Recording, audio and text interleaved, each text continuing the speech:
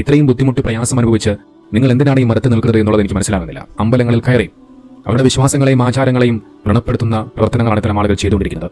എന്തെങ്കിലുമൊക്കെ ചെയ്ത് കൂട്ടുക, അതിനുശേഷം നിരുപാധികം ഞാനൊരു തെറ്റും ചെയ്തിട്ടില്ലേ എന്ന് പറഞ്ഞുകൊണ്ട് മാപ്പ് ചോദിക്കുക. ഇതിപ്പോൾ ഒരു ട്രെൻഡായി മാറിക്കൊണ്ടിരിക്കുകയാണ്. അവരുടെ വിശ്വാസങ്ങളെയും ആചാരങ്ങളെയും വ്രണപ്പെടുത്തുന്ന പരിപാടിയാണ് ഇതൊക്കെ. നോക്കൂ, കേവലം ലൈക്കിനും സബ്സ്ക്രൈബേഴ്സിനും ഷെയറിനും വേണ്ടിയാണ് ഇത്തരത്തിൽ വിശ്വാസ സ്ഥലങ്ങളിൽ ചെന്നുകൊണ്ട് ഇത്തരം റീൽസുകളൊക്കെ ഷൂട്ട് ചെയ്യുന്നത്. ഞങ്ങളെക്കുറിച്ചൊക്കെ കുറെ ചർച്ച ചെയ്യപ്പെടണം, അതിലൂടെ ഒന്ന് ഫേമസ് ആകണം, അതിലൂടെ എന്തെങ്കിലുമൊക്കെ ലാഭമുണ്ടാക്കണം എന്നുള്ള ചിന്ത കൊണ്ട് മാത്രം ചെയ്തു കൂട്ടുന്ന ഇത്തരം പരിപാടികൾ മാത്രമാണിത്. പേരിന് മാത്രം ഒരു മുസ്ലിം, താനൊരു മുസ്ലിമാണെന്ന് അറിയിക്കാൻ വേണ്ടി തലയിൽ പേരിനൊരു തട്ടവും കാണും. ആ തട്ടത്തിൻ്റെ കോലമൊക്കെ നമുക്കറിയാം. തലമുടി പോലും നേരെ ചൊവ്വെ മറയ്ക്കാതെ ഫാഷനാക്കിക്കൊണ്ടുള്ള തട്ടങ്ങളാണ് പലപ്പോഴും ഇത്തരം ആളുകൾ ധരിച്ചുകൊണ്ടിരിക്കുന്നത്. എന്നാൽ കാണിക്കുന്നതാകട്ടെ മുസ്ലിം മതവിശ്വാസങ്ങൾക്കെതിരായിട്ടുള്ള പല പ്രവർത്തനങ്ങളുമാണ്. ഇത്രയും ബുദ്ധിമുട്ടി പ്രയാസം അനുഭവിച്ച് നിങ്ങൾ എന്തിനാണ് ഈ മരത്ത് നിൽക്കുന്നത് എന്നുള്ളത് എനിക്ക് മനസ്സിലാകുന്നില്ല. നിങ്ങൾക്ക് ഇസ്ലാം മതത്തിൻ്റെ ആ ഒരു ചട്ടക്കൂടി നിന്നുകൊണ്ട് നിങ്ങൾക്ക് ജീവിക്കാൻ കഴിയുന്നില്ല എങ്കിൽ, മറ്റുള്ളവരെ പോലെ നിങ്ങൾക്ക് ജീവിക്കണമെന്നാണ് ആഗ്രഹമുണ്ട് എന്നുണ്ടെങ്കിൽ നിങ്ങൾക്ക് സന്തോഷപൂർവ്വം ഈ മതം വിട്ടുപോകാം. നിങ്ങളെ ആരും ചോദ്യം ചെയ്യാൻ പോകുന്നില്ല. കാരണം ഇന്ത്യൻ ഭരണഘടന അതിനുള്ള എല്ലാ അവകാശങ്ങളും നൽകുന്നുണ്ട്. ഇഷ്ടമുള്ള മതം സ്വീകരിക്കാൻ നിങ്ങൾക്ക് എല്ലാ വിധത്തിലുമുള്ള സ്വാതന്ത്ര്യം നമ്മുടെ രാജ്യം നൽകുന്നുണ്ട്. അതിനാൽ തന്നെ ഒരു മതത്തിൻ്റെ ആശയത്തോട് യോജിച്ചു പോകാൻ കഴിയുന്നില്ല എങ്കിൽ നിങ്ങൾക്ക് പിന്നെ നിങ്ങളുടെ ഇഷ്ടം പോലെ ജീവിക്കാം. പക്ഷെ അത്തരം ആളുകൾ ചെയ്യുന്നത് അങ്ങനെയല്ല. പേരുകൊണ്ടൊരു മുസ്ലിമാണ്, പക്ഷേ മറ്റുള്ള ഹൈന്ദവ സഹോദരങ്ങളുടെ അവർ വളരെയധികം ബഹുമാനത്തോടുകൂടി കാണുന്ന, ആദരവോടുകൂടി കാണുന്ന അമ്പലങ്ങളിൽ കയറി അവരുടെ വിശ്വാസങ്ങളെയും ആചാരങ്ങളെയും വ്രണപ്പെടുത്തുന്ന പ്രവർത്തനങ്ങളാണ് ഇത്തരം ആളുകൾ ചെയ്തുകൊണ്ടിരിക്കുന്നത്. നോക്കൂ, ഞാൻ ഈ പറഞ്ഞു വരുന്നത് ജാസ്മിൻ ജാഫറിനെ കുറിച്ചാണ്.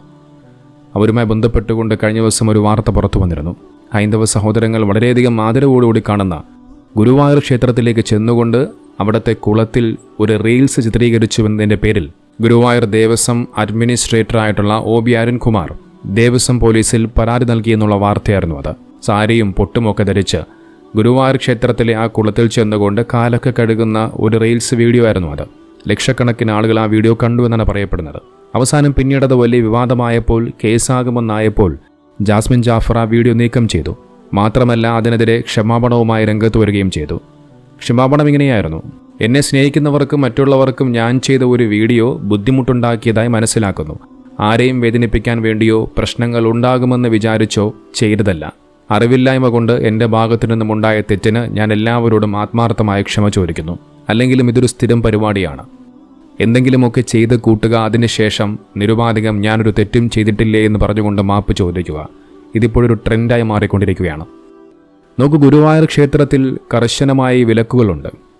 അത് നമുക്കെല്ലാവർക്കും അറിയാവുന്ന കാര്യമാണ്. അഹിന്ദുക്കൾക്ക് ആ ക്ഷേത്രത്തിലേക്ക് കയറി ചെന്നുകൊണ്ട് അവിടെ വീഡിയോ റീൽസ് ഷൂട്ട് ചെയ്യാനും മറ്റുമൊന്നും ഒരു അനുമതിയുമില്ല. ആ ഒരു സാഹചര്യത്തിലാണ് ഇത്തരമൊരു പ്രവർത്തനം ജാസ്മിൻ ജാഫർ ചെയ്തത്. ഇപ്പോൾ ഇടക്കാലത്ത് വെച്ച് ജസ്ന സലീമിനെതിരെ പോലീസ് കേസൊക്കെ എടുത്തിരുന്നു. ജസ്ന സലീം എന്ന് പറയുന്ന സ്ത്രീ ആ ക്ഷേത്രത്തിലേക്ക് കയറി ചെന്നുകൊണ്ട് വീഡിയോ ഷൂട്ട് ചെയ്യുകയും പിന്നെ കേക്കൊക്കെ മുറിച്ചു എന്നുള്ള രീതിയിൽ വലിയ വിവാദങ്ങളാവുകയും കേസുമായി വിഷയങ്ങളൊക്കെ ഉണ്ടാവുകയും ഒക്കെ ചെയ്തിരുന്നു. കേരളത്തിലെ എല്ലാ പ്രമുഖ പത്രവാർത്താ മാധ്യമങ്ങളും ആ ഒരു വാർത്ത റിപ്പോർട്ട് ചെയ്തിരുന്നു. ഇതെല്ലാം കണ്ടിട്ടും വീണ്ടും വീണ്ടും ഇത്തരം ആളുകൾ ഇതൊക്കെ പ്രവർത്തിച്ചുകൊണ്ടേയിരിക്കുകയാണ്. നമുക്കിത് നിരോധനം ഏർപ്പെടുത്തിയത് ഹൈക്കോടതിയാണ് നിരോധനം ഏർപ്പെടുത്തിയിരിക്കുന്നത്. ബഹുമാനപ്പെട്ട ഹൈക്കോടതിയുടെ ഉത്തരവിനെ പോലും ലംഘിച്ചുകൊണ്ടാണ് ഇത്തരം ആളുകൾ ഇത്തരം പ്രവർത്തനങ്ങൾ ചെയ്യുന്നത്. ചെയ്തു കൂട്ടുന്നതാകട്ടെ എല്ലാ മുസ്ലിം നാമധാരികളാണ്. നോക്കിവിടെ ഒരു വർഗീയത ഉണ്ടാകാൻ വരെ സാധ്യതയുണ്ട് ഇത്തരം ആളുകൾ ഇങ്ങനെ ചെയ്തു കൂട്ടുന്ന ഈ ഒരു പ്രവർത്തനങ്ങൾ കാരണം. നോക്കൂ, നമ്മുടെ പള്ളികളിലാണ് ഇത്തരം ആളുകൾ വന്നുകൊണ്ട് റീൽസ് ഷൂട്ട് ചെയ്യുന്നത് എങ്കിൽ നമ്മൾ ചുമ്മാതിരിക്കുമോ? ഒരിക്കലുമില്ല.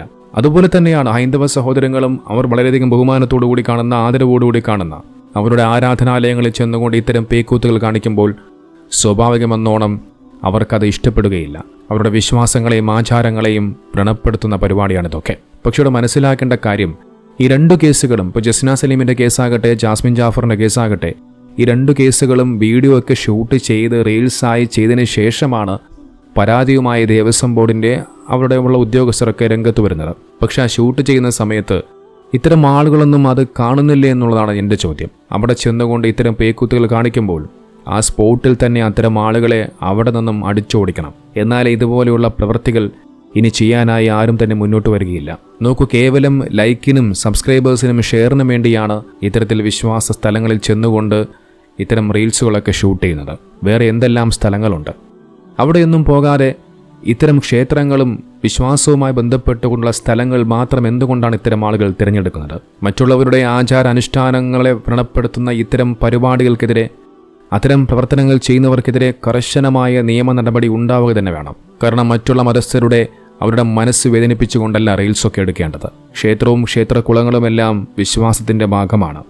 അതറിഞ്ഞിട്ടും അവിടെ ചെന്നുകൊണ്ട് റീൽസ് എടുത്തിട്ട് അത് തൻ്റെ അറിവില്ലായ്മയാണ് എന്ന് പറയുന്നതിൽ ഒരു ന്യായവുമില്ല. ഒരു മുസ്ലിം പേര് വെച്ചുകൊണ്ടാണ് ഇത്തരം കോപ്രായങ്ങൾ കാണിച്ചു കൂട്ടുന്നത് എന്നുള്ളത് നാം എല്ലാവരും മനസ്സിലാക്കേണ്ടതുണ്ട്. ജസ്ന സലീം എന്ന് പറയുന്ന സ്ത്രീയും ഇത് തന്നെയായിരുന്നു കഴിഞ്ഞ കുറേ കാലങ്ങളായി ചെയ്തുകൊണ്ടേയിരുന്നത്. കൃഷ്ണനെ വരയ്ക്കുന്ന സമയത്ത് മാത്രം തലയിൽ തട്ടം, അല്ലാത്ത സമയങ്ങളിൽ തട്ടമുണ്ടാവുകയില്ല.